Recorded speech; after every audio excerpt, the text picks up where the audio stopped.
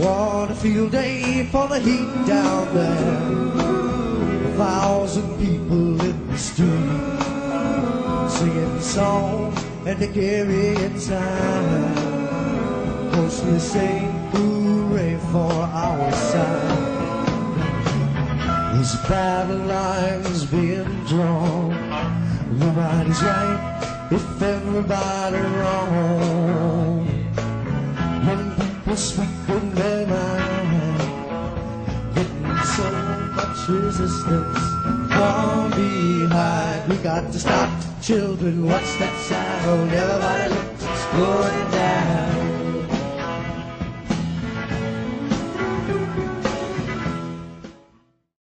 Hello, everyone. This is Lauren Steiner, and welcome to tonight's edition of The Robust Opposition.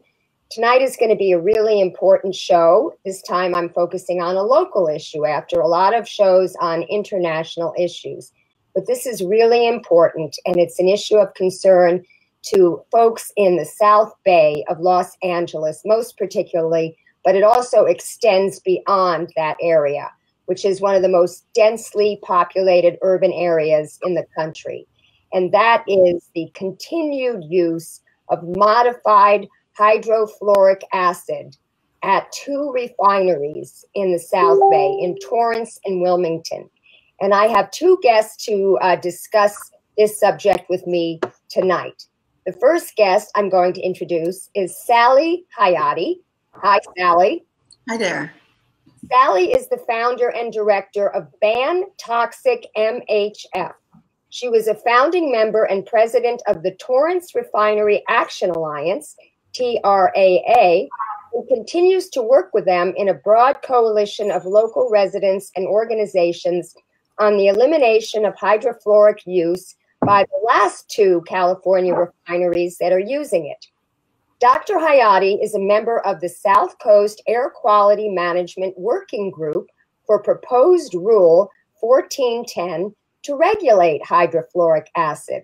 She has a BS and MS degrees from UC Berkeley and an MS and PhD degrees in engineering from USC. Wow, very smart. She's retired from a career at the Aerospace Corporation and lives in Torrance. Prior to TRAA, she was president of the Environmental Priorities Network. Again, welcome to the show. Thank you. Next, we have Alicia Rivera, and she is a community organizer with CBE, Communities for a Better Environment. She organizes around oil-related pollution in the predominantly Latino working-class city of Wilmington and the Port of Los Angeles. Wilmington is the 3rd largest oil field in the United States and has some of the highest concentrations of pollution in the state.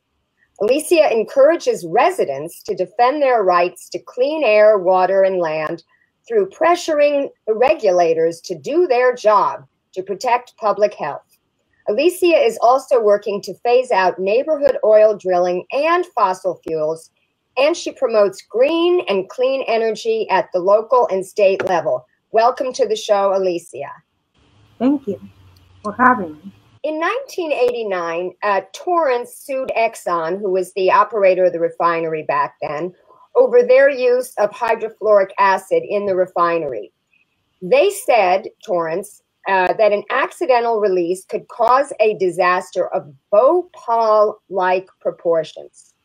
Now, before we talk about that disaster that could happen, what is hydrofluoric acid, modified hydrofluoric acid, and how is it used in the refinery process? Why are they even using it there? Let's go to Sally. Hydrofluoric acid is used in 1 unit in the refinery. That unit produces what's called alkylate.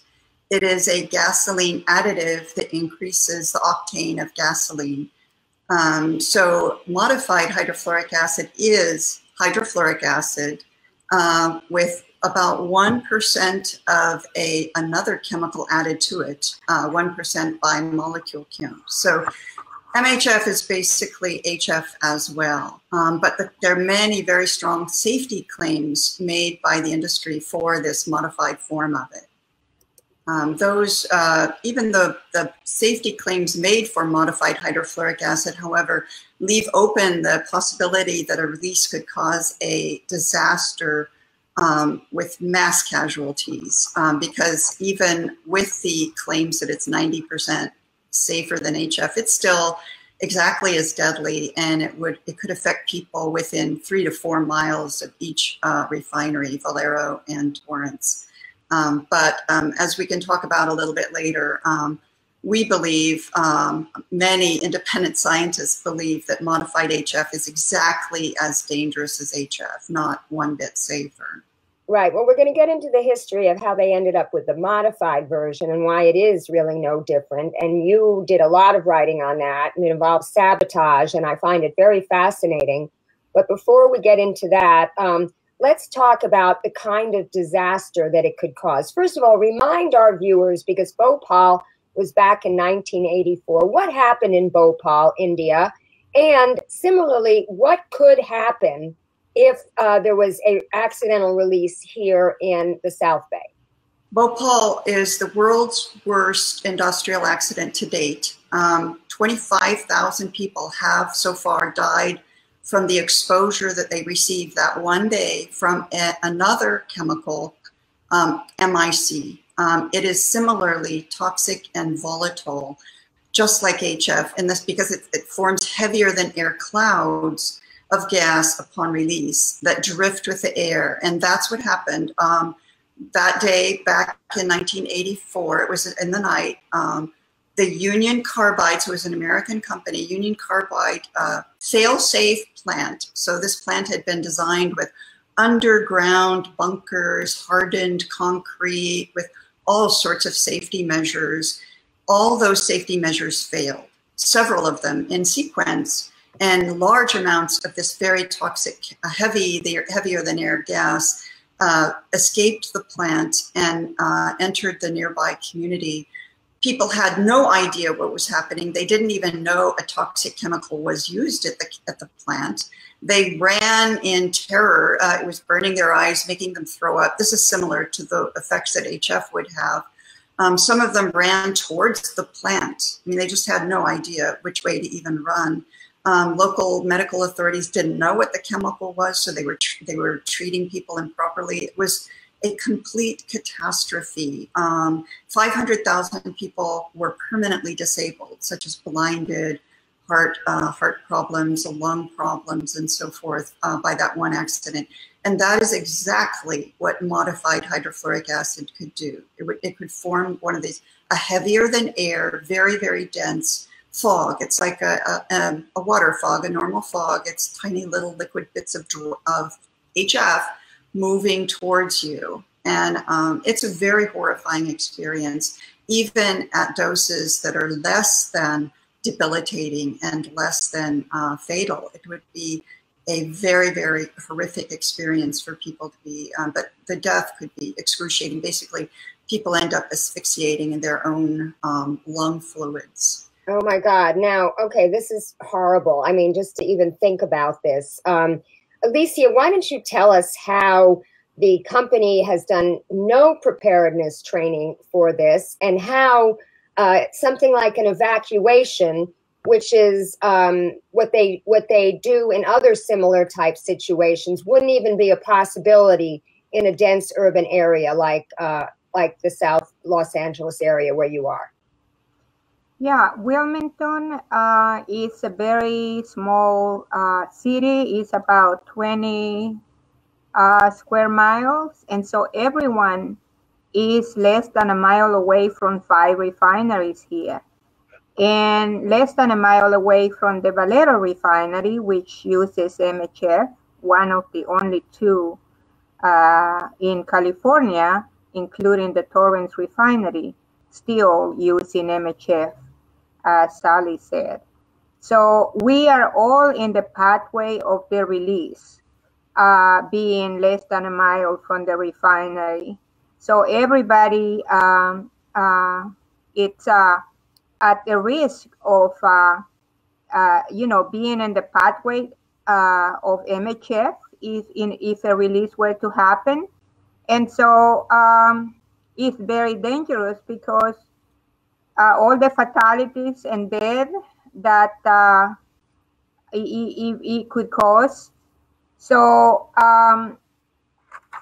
you know, and that expands to the nearby cities of San Pedro and Harbor City and Carson and West Long Beach, which are also less than a mile in the other direction from the refinery. So it depending on which way the wind is blowing that particular day, we are at high risk here. And, you know, we are telling the regulators that they have to stop buying the excuse from Valero that they cannot afford to switch to something less fatal than MHF. Most other refineries are already using a safer alternative. And it's just a matter of then investing the money. It is crazy for me and for people in the community to think that AQMD tried to stop and ban MHF 30 years ago. Yeah. And on a technicality, they were not able to enact phasing it out because the refinery sued AQMD, and they haven't done anything ever since. And 30 years later, the refineries are still claiming that it would be economic hardship for them. It's almost like, at what point are you going to pay your taxes that you owe? Right. Well, of course, I want to get back into the history of this because there was this lawsuit in 1989, and then in 1990 there was a consent decree which supposedly settled the lawsuit. And so, Sally, talk about what did that consent decree say they had to do? Why was it ineffective? You allege that it was sabotage. Tell us how. The consent decree was basically similar to a memorandum of understanding between the Torrance Refinery, which was mobile at the time, and the city. The court was involved only as an intermediary to make sure they played nicely according to their agreement. Industry knew that LA was hell-bent on eliminating the use of hydrofluoric acid appellation. So their solution was very similar to what the tobacco companies used with to try to avoid regulation with cigarettes. They came up with ultra-light cigarettes, low-tar cigarettes. In other words, here's a safe cigarette for you to switch to. If you're worried about your health, don't stop smoking, switch to this safe cigarette. Well, that's what MHF was. MHF is the ultra light for the oil industry. It's ultra light HF, if you will. They claimed MHF was safe. So they eagerly entered into this consent decree with Torrance. And later they did something similar in 2003 with the AQMD to put in MHF. And basically they hoodwinked the city. They were able to fool the city into thinking, to agreeing that MHF was safer. The person they put in charge to look out for the interests of the public was called the safety advisor, who was paid by Mobil. But worse than that, he was selected by Mobil, and that was Westinghouse. So Westinghouse was notorious in those years for its poor maintenance of nuclear facilities and its lack of concern about safety. That Westinghouse became the safety advisor, and the project manager for Westinghouse, Steve Marr, hired an HF advocate to be his expert. So this was an HF advocate that had been hired by 3 of the HF refineries in our area at the time. There were 2 smaller HF refineries as well, to fight off the AQMD's early rule that they were trying to pass. So they put somebody as the safety advisor who was actually an HF advocate. That's why. So the city realized at the beginning that this was a very dangerous situation, and they assigned the fire chief, R. Scott Adams, to keep an eye on the watchdog. So to keep an eye on the safety advisor. But he was outmaneuvered, and he sort of bought into the story that the refineries had. And in fact, when everything was over, he quit his job at the age of 50 and joined the so-called safety advisors firm as a consultant to industry and to governments. And they were still trying to sell MHF in 2008. So, yeah, that's... You write how they authored a publication on how to minimize and appease public outrage and hysteria over industrial hazards. Yes, it was the safety advisor, Steve Marr, R. Scott Adams, battalion chief, who was his toxic person specialist, Kenneth Hall, also the Torrance Fire Department, and Mobil's public relations expert got together and wrote a book telling industry how to deal with public anger about toxic materials to avoid things such as court actions. And they cited the consent decree.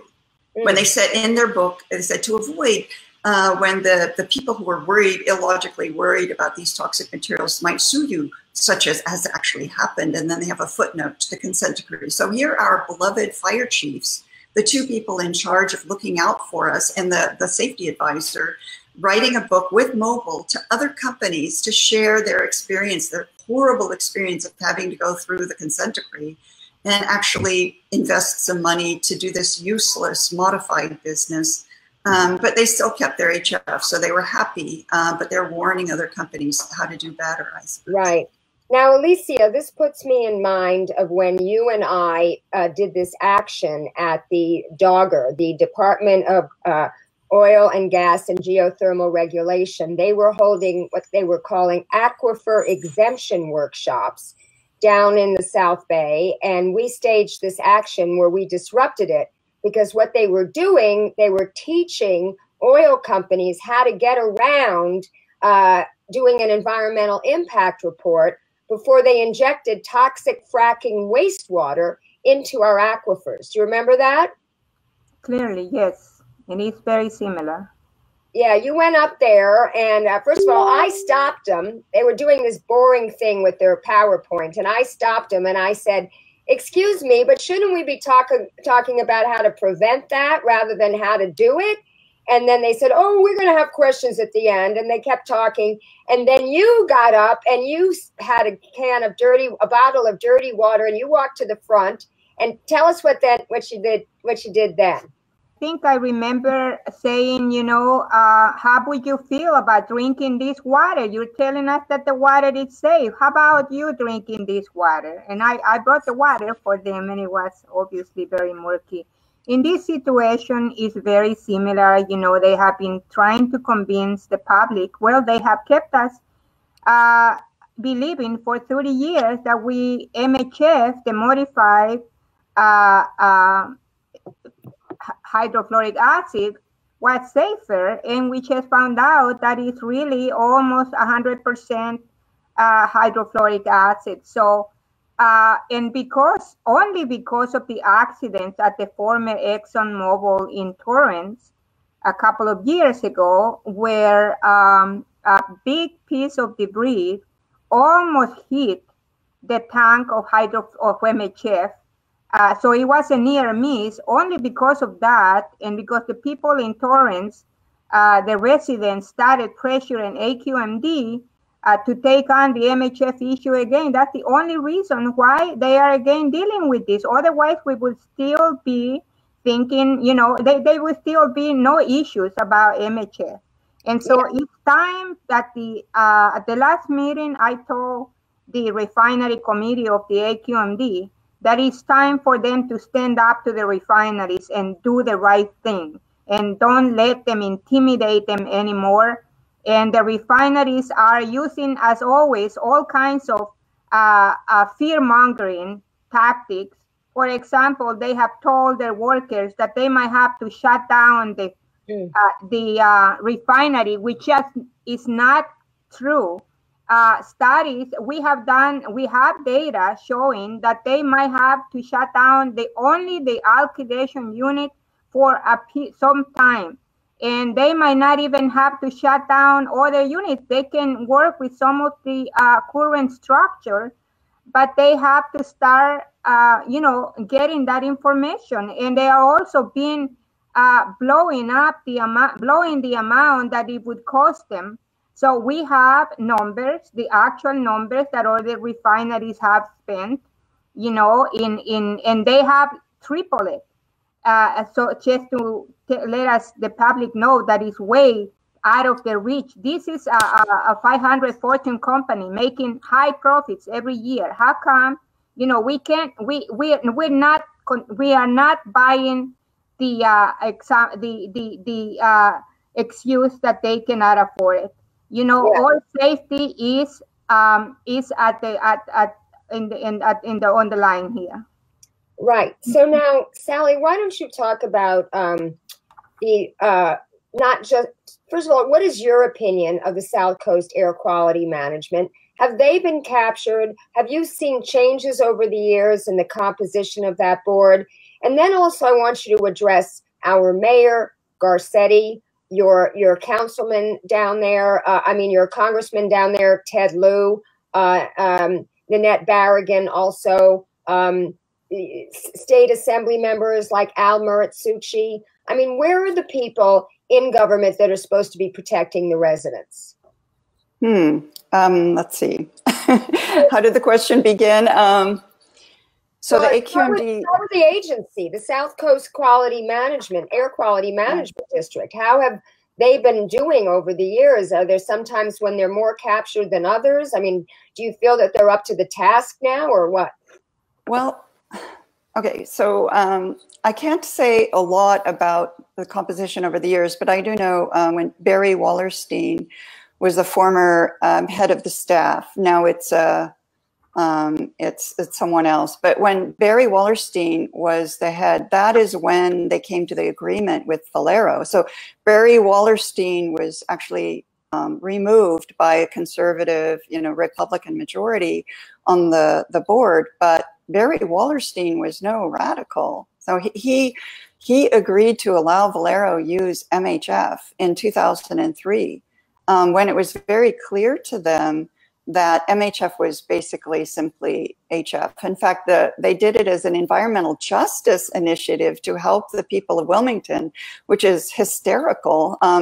Supposedly, they were supposed to eliminate the use of concentrated HF, but MHF is concentrated HF by any definition of it's way over concentrated HF, any definition of concentrated HF. So they knew what they were doing when they allowed MHF to be put in there, in my opinion, unless they simply didn't look at it at all. So they may have just been taking the consent decree's word for it. But I believe the current staff and the current head of the AQMD, I think that they would like very much to adopt a rule eliminating the use of modified hydrofluoric acid. The staff came out in 2017 with their expert decision based on a study of thousands of pages of document that the refinery simply cannot prove its safety claims. And that's their polite way of saying this stuff is dangerous. So they can't prove their safety claims. So they said MHF should be phased out for public safety. And I feel that a lot of the board members think the same way.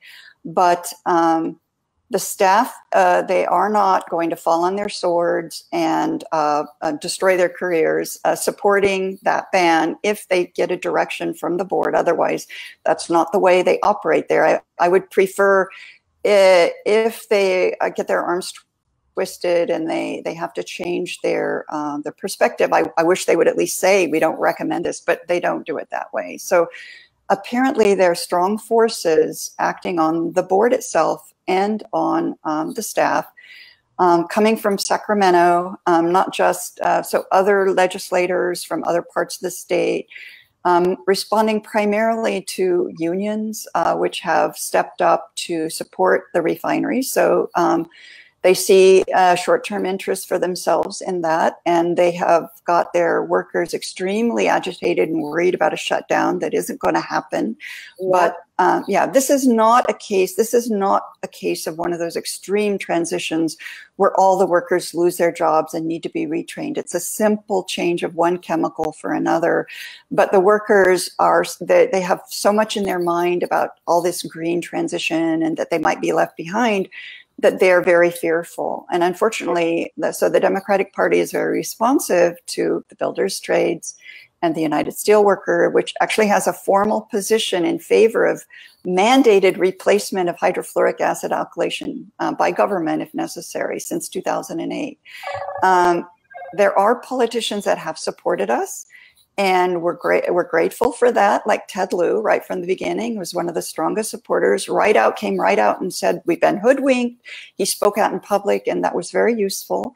Nanette Barragan has been there are many others. I can't even run through a full list. Daniel De Leon, people up in Sacramento, but Governor Brown, who should have known all about MHF because in 2008, he wrote a letter, his office as a district attorney of California wrote a letter to Bakersfield recommending that they not allow an MHF unit to be put in because it's not safe.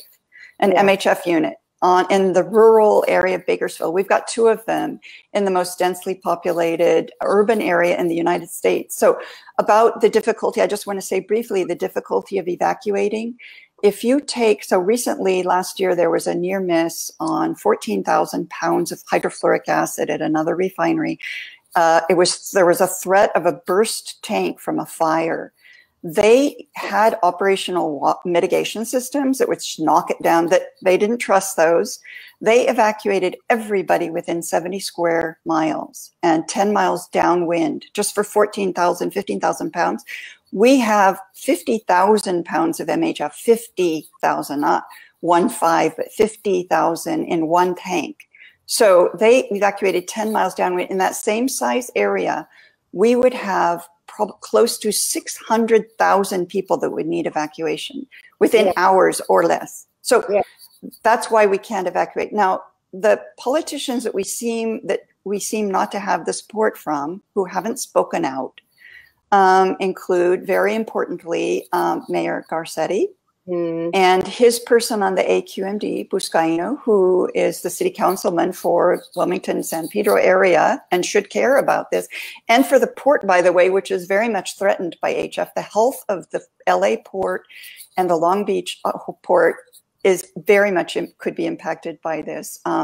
They have not taken a stand, discussed the subject, or said anything helpful or otherwise. And that's very telling that they haven't done that. Mayor Fury, who is a Democrat, who's the mayor of Torrance, is an out-and-out MHF advocate who has lied to the people, saying that it falls to the ground safely as a liquid, which contradicts even the refinery's own story on the material. They don't claim that it falls to the ground as a liquid, generally.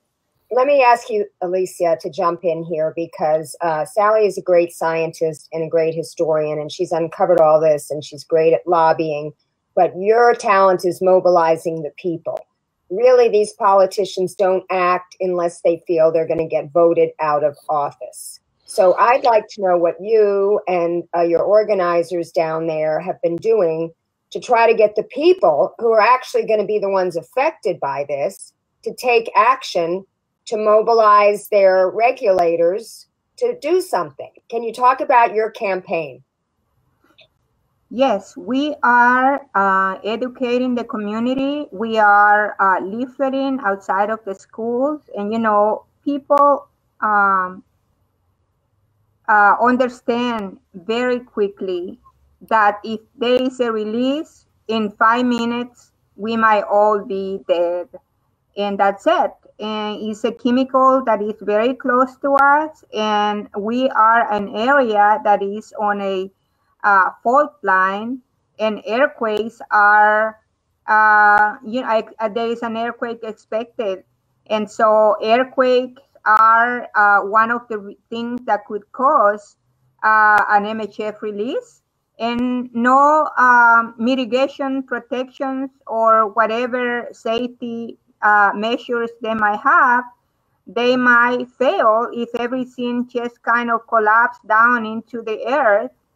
And so people have been coming to in numbers to the public hearings at the Air Quality Management District, and we're also going to be speaking with Buscaino who hasn't done anything on anything about to protect the community from anything that has to do with oil pollution and oil related health impacts, because these politicians are heavily influenced by the donations they get from this refinery, but we are working to educate the community so that we can all come and do whatever it takes to advocate for our safety.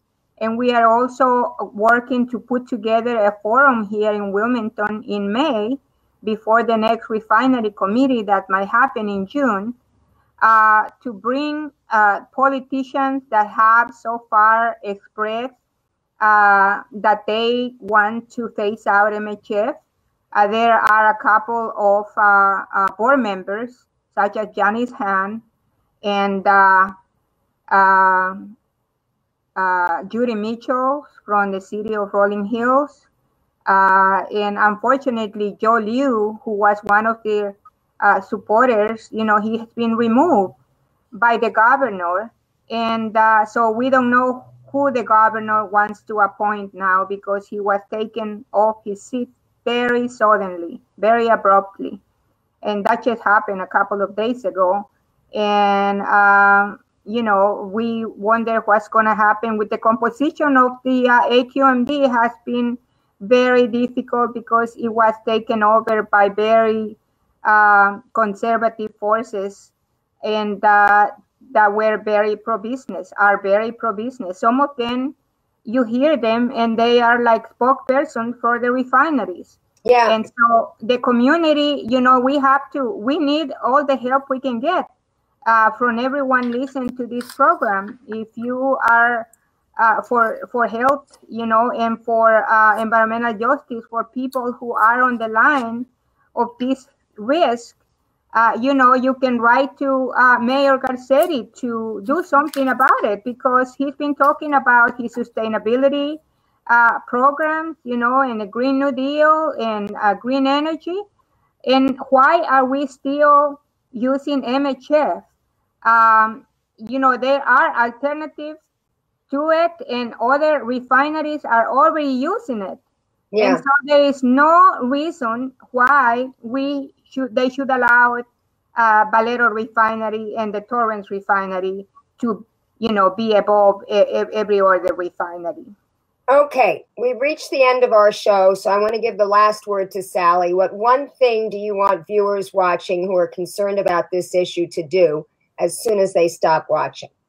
I think we actually need people to do more than one thing, but I think people need to remember, even though we live in very interesting times and there are always so many important things to grab our attention, there's always better things to do. This is a very serious public safety issue that actually is trivially easy to solve. Many of us are working on problems that are going to take generations to solve and that we care very deeply about. In this short time frame, we have the possibility of actually eliminating a very, very deadly toxic chemical that could cause the world's worst, most deadly accident here in our neighborhood. And it could affect you miles, literally miles away from the refinery, those closest. So you can do very simple things. TRAA has a website that you can go to, and it makes it easy for you to send a letter to the AQMD saying, no, we don't want to keep MHF. We don't want more mitigation. Get rid of it. Get rid of it. And also you can sign a petition. So you can do those two things there. But as an individual, all of us have the power of talking to our neighbors. I mean, you can get a ban MHF sign, which helps people to notice it as they're driving around. You can do that by going on the TRA website as well. You can write letters to the editor, to the LA Times. If everybody would write a letter to the editor, a comment or whatever on every issue that seems in any way, and say, why is there a news blackout? Why has the LA Times never had a single article on this issue? When there was this huge event last year in the HF refinery in Wisconsin, the LA Times didn't even report it. There is a blackout on this issue in our press. And in the local coverage, all they care about is coming and saying, how scared were you? How worried are you about this? But they don't want to get to the issues, the basic issues. So we need to hold them accountable. I think in this case, they actually would like to do the right thing. At least some authorities would love to do the right thing.